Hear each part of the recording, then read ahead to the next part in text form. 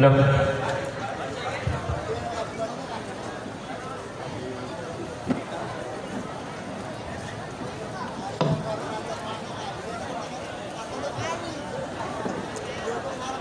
cek.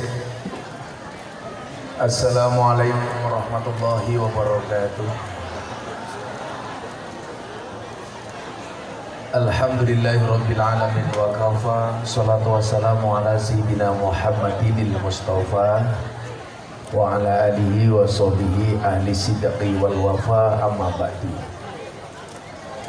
Hadratal muhtaramin, para masyayikh, para kiai, para habaib, tokoh agama, tokoh masyarakat, takmir masjid dan musola yang saya muliakan, para pejabat yang berkenan hadir dalam semua tingkatannya yang saya hormati, segenap panitia pengajian, Bapak Ibu kaum muslimin wal muslimat, warga masyarakat. Rabbunallah.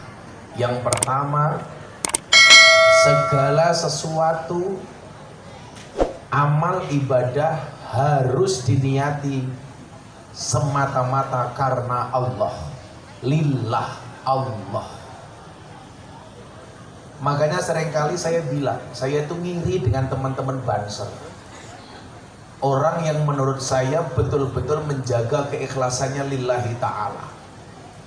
Berangkat pengajian pasti di awal, pulang pengajian pasti terakhir. Pakai seragam harus pakai pendidikan dan latihan. Seragam bayar sendiri. Pengajian berangkat awal sendiri. Ngawal jamaah, ngawal kiai. Kiai dikasih kopi, Banser gak dikasih kopi.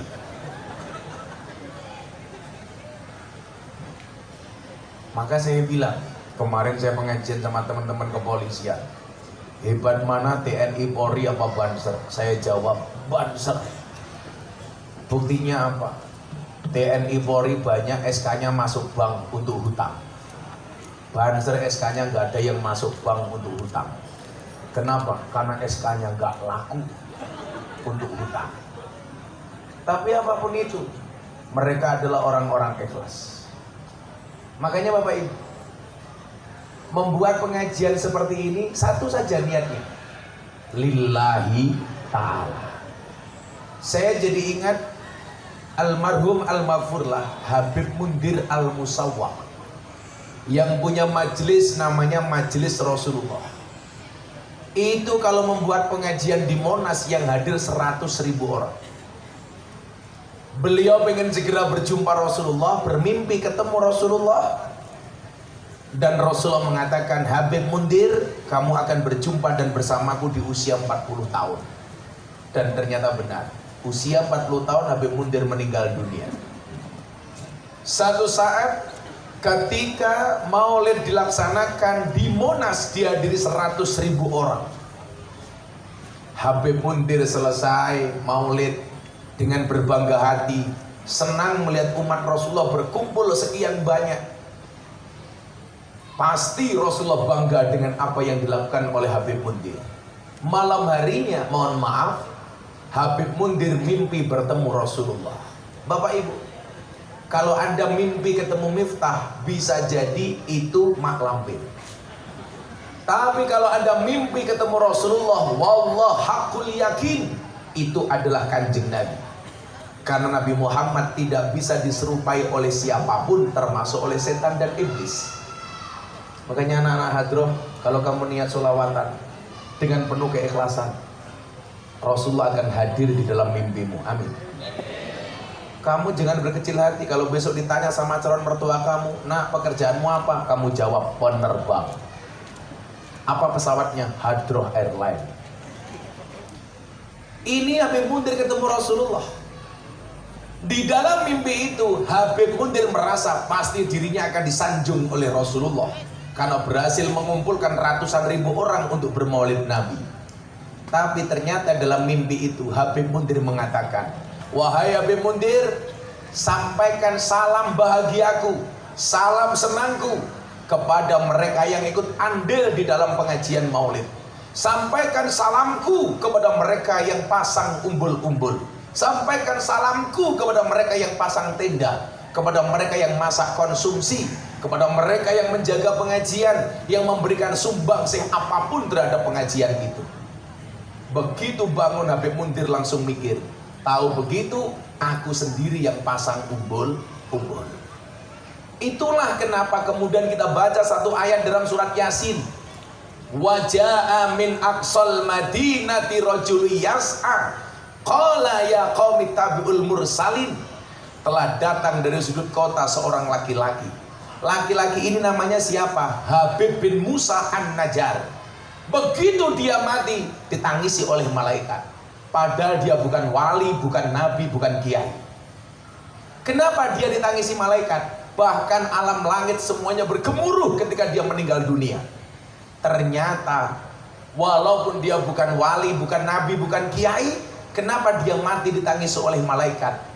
Karena dia punya satu kebiasaan. Qala ya qaumi tabi'ul mursalin. Habib bin Musa An-Najjar senantiasa mengajak umatnya untuk ikut mendatangi pengajian. Jadi kalau saya boleh artikan, Habib bin Musa An-Najjar itu siapa? Panitia pengajian. Makanya kalau Anda buat pengajian seperti ini, hujan, gak usah berkecil hati. Jangan sampai kita MTS, murtad tanpa sadar. Saya lebih suka pengajian hujan-hujanan, pengajiannya cuma sedikit, tapi tidak melibatkan dukun dan pawang hujan. Daripada pengajian gak hujan, acaranya besar, jamaahnya banyak, tetapi panitia justru sambat sama dukun dan pawang hujan. Gak masalah. Kan pengajian yang penting bukan masalah jamaahnya banyak atau sedikit. Panitia santai saja. Gak usah sambat Mbak Rara. Apalagi sekarang sedang tren Indonesia itu sukanya tanya sama dukun. Sekarang dukun di media sosial lagi hit, lagi viral. Pengen anti gepal, pengen anti bacok, apa yang dibaca lagi? Wesi yo wesi.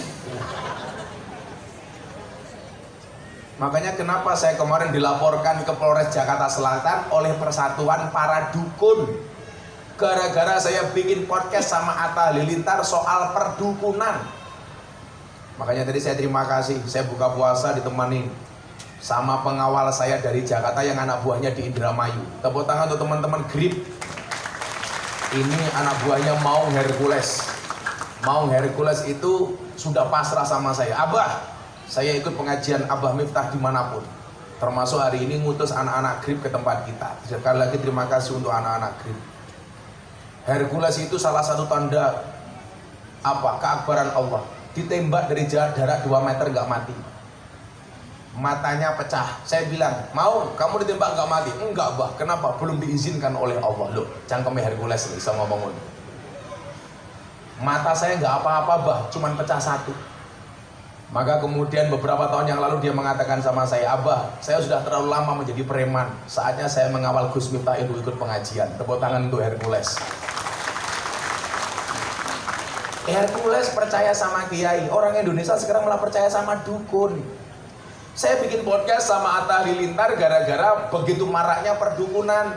Atta Halilintar tanya sama saya, Abah, kenapa dukun itu dipanggil paranormal? Saya jawab, iya. Kenapa dukun dipanggil paranormal? Karena yang datang orang abnormal. Kenapa dukun dipanggil orang pinter? Karena yang datang orang goblok. Lah dukunnya marah sama saya, Kiai. Gara-gara saya bilang apa? Manusia itu mampu bukan karena dia mampu, tapi karena dimampukan oleh Allah yang maha mampu. Saya kasih contoh. Kalau memang manusia itu mampu, seharusnya guru itu anaknya paling pinter. Kenapa? Wong guru pekerjaannya memintarkan anak orang lain. Tapi faktanya banyak guru yang anaknya goblok. Berarti guru gak bisa apa-apa. Kalau memang manusia itu mampu, berarti dokter seharusnya badannya paling sehat. Kenapa? Karena dokter pekerjaannya menyehatkan orang lain. Tapi buktinya banyak dokter yang sakit. Saya di Jogja punya teman spesialis dokter THT, telinga, hidung, tenggorokan. Orangnya malah budek. Berarti manusia gak mampu. Kalau memang manusia itu mampu, seharusnya apa? Polisi itu rumahnya paling aman. Soalnya apa? Wong polisi pekerjaannya mengamankan rumah orang. Tapi buktinya polisi sendiri juga tidak aman. Buktinya apa Gus? Buktinya jelas. Ada polisi, ditembak polisi, di rumahnya polisi. Berarti polisi sendiri tidak aman. Kalau memang manusia itu bisa, seharusnya apa? Dukun itu istrinya paling cantik. Kenapa? Wong dukun pekerjaannya jual pelet sama pengasihan. Tapi buktinya banyak dukun yang istrinya monyong, istrinya merongos. Berarti dukun gak bisa apa-apa. Satu lagi, kalau memang manusia itu bisa, seharusnya apa? Kuli bangunan itu rumahnya harus paling bagus. Kenapa? Wong kuli bangunan pekerjaannya membaguskan rumahnya orang. Tapi faktanya banyak kuli bangunan gak punya rumah. Termasuk orang seliek. Berarti gak bisa apa-apa. Artinya apa? Hari ini pengajian ini bisa terwujud walaupun dalam keadaan hujan basah kuyup. Ini karena semuanya dimampukan oleh Allah yang maha mampu. Makanya innalladzina qalu rabbunallah. Itulah kenapa Ibnu Athaillah As-Sakandari di dalam kitab Hikam dia mengatakan apa? Ma tawaqqafa matlabun anta tolibu birabbika wala tayassara matlabun anta tolibu binafsika. Tidak akan pernah terhenti sebuah permintaan ketika kamu sandarkan permintaanmu hanya kepada Tuhanmu, dan tidak akan pernah menjadi mudah sebuah permintaan ketika kamu percaya dengan kemampuanmu. Coba, tidur itu masalah sepele, tapi banyak orang yang tidak bisa tidur. Orang kaya tidur di hotel bintang 7, kasurnya tebel, selimutnya hangat, baca doa bismikallahumma ahya wa bismika amut, tetapi faktanya matanya nggak bisa merem. Tapi lucunya orang seliek, orang tambilor, kalau mau tidur baca doa matanya nggak merem-merem, tapi begitu mendengarkan khutbah Jumat nggak membaca doa tidur matanya merem. Betul? Makanya saya bilang obat tidur yang paling mustajab adalah khutbah Jumat. Kalau Allah tidak memampukan nggak bisa. Coba saya mau tanya, kencing itu masalah sepele apa masalah susah? Sepele. Tapi kalau Allah tidak menghendaki, nggak bisa kencing. Saya punya teman Kapolres, anaknya mau berangkat umroh, harus suntik meningitis, tes urin. 30 menit di toilet, dia tidak keluar dari toilet. Saya tanya, nah kenapa kamu gak keluar dari toilet? Maaf Kiai, kencing saya nggak bisa keluar. Saya bilang, goblok, kencing saja nggak bisa. Gantian saya masuk ke toilet, 30 menit di toilet juga nggak keluar. Saya jengkel, tak obat abit nggak keluar, tak denden nggak keluar. Saya jengkel, kepalanya saya selentingi nggak keluar. Kenapa? Karena Allah nggak mengizinkan. Kalau Allah mengizinkan enteng. Kayak dulu saya ditanya sama wartawan di Belanda, Gus Miftah, kok Anda kuat pengajian bersama mbak-mbak PSK, bersama para lonte? Kenapa Anda kuat? Saya bilang, karena Allah memampukan dan memberikan kekuatan kepada saya. Coba kalau enggak, bahaya. Karena itu pengajian paling menyenangkan sedunia. Ngajinya berpahala, matanya bervitamin. Itulah alasan kenapa saya selalu pakai kacamata hitam. Supaya apa? Kalau melihat tidak kelihatan. Caranya kayak gue. Maka panitia jangan berkecil hati. Hujan apa-apa le, santai. Ini semuanya berkah dari Allah. Husnuzon saja. Hujan malam hari ini merupakan bahwa pengajian malam hari ini mendapatkan ridho dari Allah. Amin. Makanya gak usah berkecil hati. Kemudian amal itu diterima oleh Allah. Syaratnya yang kedua apa? Tsumastaqamu. Hendaklah dia istiqomah. Istiqomah itu artinya apa? Konsisten. Istiqomah itu artinya apa? Terus menerus. Banser dari awal sampai dia mati tetap menjadi banser. Itu namanya banser yang konsisten. Insya Allah saya besok masuk surga dikawal oleh banser. Karena banser tugasnya survei lokasi. Jadi sebelum kiai masuk surga, surganya disurvei oleh banser. Begitu surganya siap, kiainya masuk, bansernya keluar lagi. Lumayan survei surga. Yaudah, besok masuk surga yang awal anak-anak hadroh, amin. Ini namanya apa? Hadrohmu namanya apa grupnya? Subhanul Muhibbin. Insya Allah besok Gus Miftah masuk surga dikawal sama Subhanul Muhibbin. Tapi yaitu di surga Gus Miftah kalau sama bidadari, awakmu hadrohan pak ya. Tumas kamu. Istiqomah. Ibu, istiqomah itu pasti berat. Kenapa? Karena kalau ringan namanya istirahat. Untuk istiqomah itu butuh banyak dicoba. Kalau cobaan itu pasti banyak. Kenapa? Karena kalau sedikit namanya cobain. Makanya juga nggak mungkin orang berumah tangga nggak dicoba. Makanya supaya dicobanya berhasil apa? Dia harus istiqomah menjadi keluarga yang sakinah. Ibu, mohon maaf, istiqomah, nggak usah ngumbar persoalan dengan suami di status WA, apalagi lapor polisi, ntar dicabut lagi. Lagian ngapain juga orang Indramayu ikut-ikutan kasusnya Lesti? Mau dilaporkan, mau dicabut, ya urusannya keluarganya sendiri. Kenapa kamu merasa diprank? Ambil saja hikmahnya. Apa hikmah dari kasusnya Lesti? Jadi perempuan jangan terlalu kurus, gampang dibanting.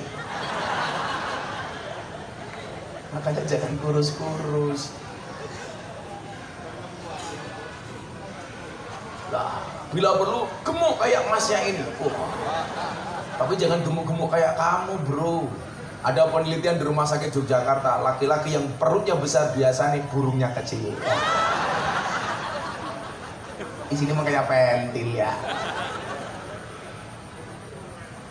Kalau orang meniatkan segala sesuatunya karena Allah, innal ladzina qalu rabbuna Allah tsumma istaqamu. Apa kemudian yang terjadi?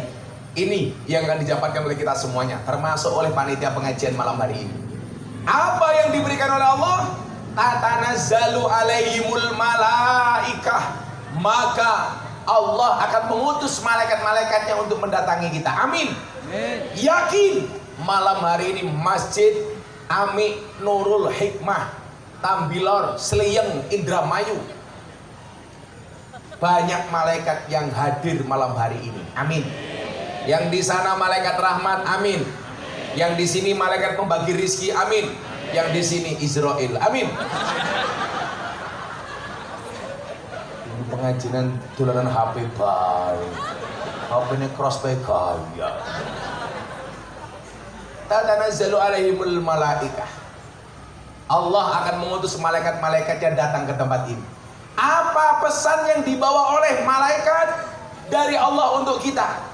Allah menyampaikan pesannya untuk kita melalui malaikat dengan mengatakan alla takhafu wa la tahzanu. Hai orang Indramayu, jangan pernah takut, jangan pernah susah dengan keadaan apapun. Allah ingin mengatakan kepada kalian semua yang hari ini gak punya rezeki atau kekurangan rezeki, Allah mengatakan, hei jamaah Indramayu, jangan takut, inni ma'akum, aku bersamamu.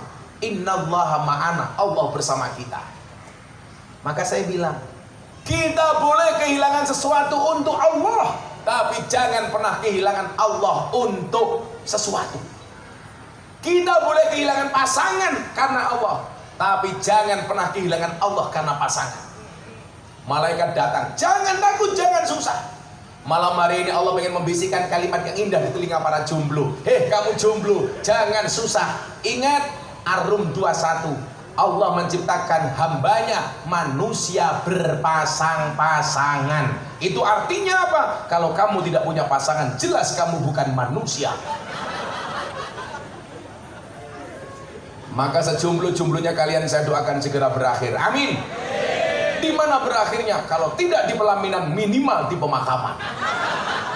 Inna lillahi wa inna ilaihi raji'un. Allah pasti. Kamu santai saja. Kalau kamu nggak punya jodoh, mintanya jangan mengemis-ngemis di hadapan manusia. Kamu mengemis di hadapan Allah. Kalau kamu rindu dengannya, jangan pernah kamu sebut namanya, tapi sebutlah nama Tuhan yang menggenggam hatinya. Di hadapanmu aku malu memandang wajahmu, tapi di hadapan Tuhanku aku tidak malu-malu menyebut namamu sebagai calon istriku.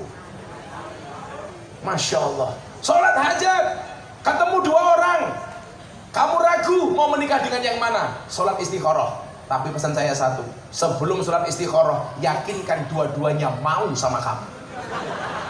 Yang menjadi persoalan, kamu sholat istikharah tapi dua-duanya gak ada yang mau sama kamu. Akhirnya begitu sholat kamu nangis menggunakan kuwutnya Gus Miftah. Kupinang engkau dengan bismika Allahumma ahya wa bismika amut. Kenapa? Karena aku sadar diri memilikimu hanyalah sebuah mimpi. Kamu sudah istigharah, sudah surat hajat, tetap gak dikasih. Kamu bilang, jika surat Yusufku tidak mampu meluluhkan hatimu, izinkan kulantunkan surat Yasin sebagai penutup kisah hidupmu. Mate. Tatanazzalu alaihimul malaikatu alla takhafu wa la tahzanu. Hei orang Indramayu, jangan takut, jangan susah. Untuk apa kita takut? Kita gak usah takut dengan Covid, tapi waspada. Bener? Qul la yusibana illa ma kataballahu lana. Katakanlah musibah itu tidak akan pernah menimpa kami kecuali yang telah Allah tetapkan untuk kami. Faktanya apa? Banyak orang yang takut Covid malah mati. Mohon maaf, yang gak takut Covid malah hidup.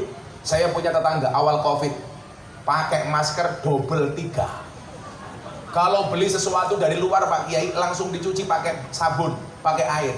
Ternyata 2 bulan kemudian tetap mati. Bukan karena Covid, tapi karena dihajar istrinya karena gak punya penghasilan. Sudah Allah tetapkan. Maka di situ kemudian apa? Allah takhafu wa la tahzanu. Caranya bagaimana? Huwa maulana. Ingatlah Allah adalah sebaik-baik penolong kita. Minta tolongnya hanya sama Allah. Kamu jomblo, doa sama Allah. Ya Allah, bila dia jodohku jadikan dia istriku ya Allah. Namun bila dia bukan jodohku, mbok dicek lagi ya Allah.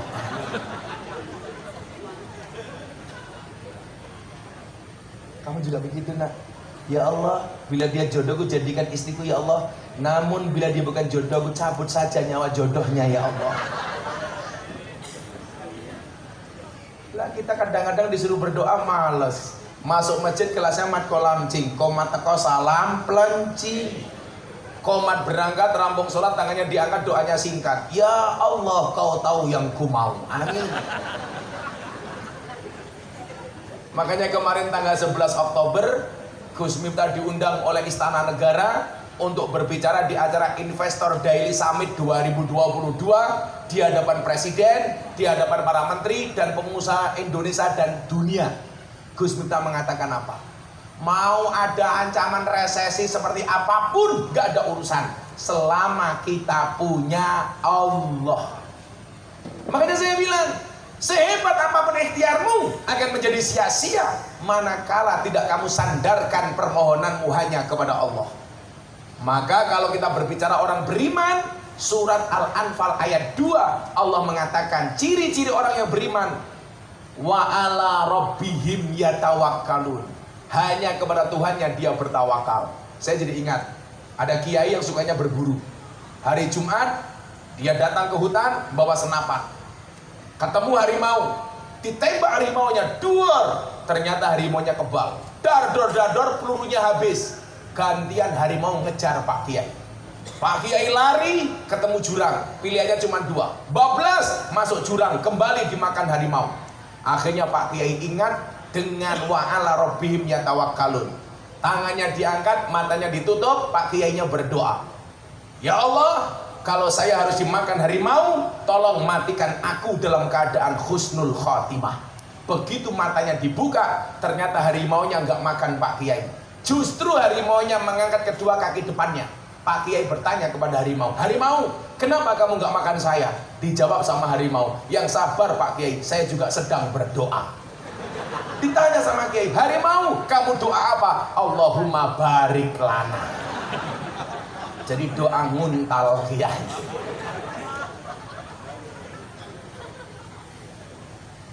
Maka kemudian ayat ini ditutup dengan kalimat apa? Wabsiru bil jannatil lati kuntum tu'adun. Berikanlah kabar gembira atas surga yang telah Allah siapkan untuk mereka. Jadi mohon maaf, kalau amal ini kita lakukan secara 1 diniati karena Allah, 2 dilakukan secara istiqomah.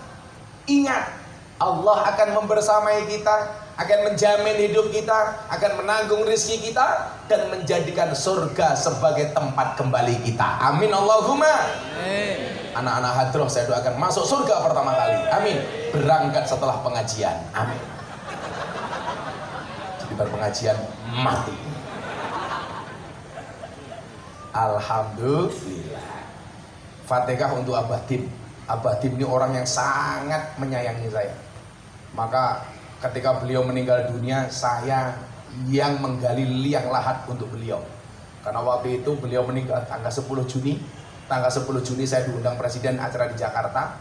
Saya waktu itu berdoa di hadapan Presiden Jokowi untuk doa kepada Abah Dim.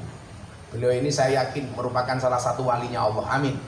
Untuk Abah Dim Rois Al-Fatihah.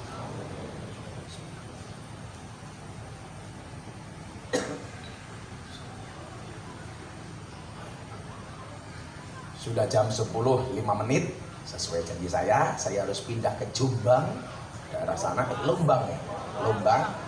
Panitia tetap semangat, Ansor Banser semangat, anak-anak grip, saya minta kamu terus ngaji, baik dengan Gus Miftah maupun tidak dengan Gus Miftah. Insya Allah kita bersama-sama di dunia, bertetangga di surga. Amin Allahumma amin. Terima kasih seluruh panitia, Bapak Ibu warga masyarakat Indramayu, hadanallahu wa iyyakum ajmain walafu minkum. Assalamualaikum warahmatullahi wabarakatuh.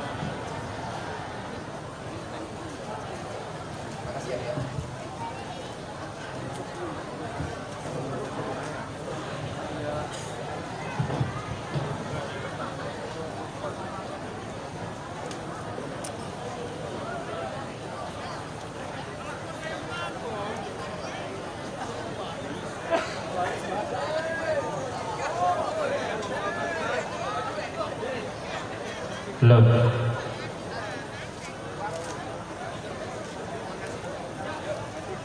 Terima kasih kami sampaikan pada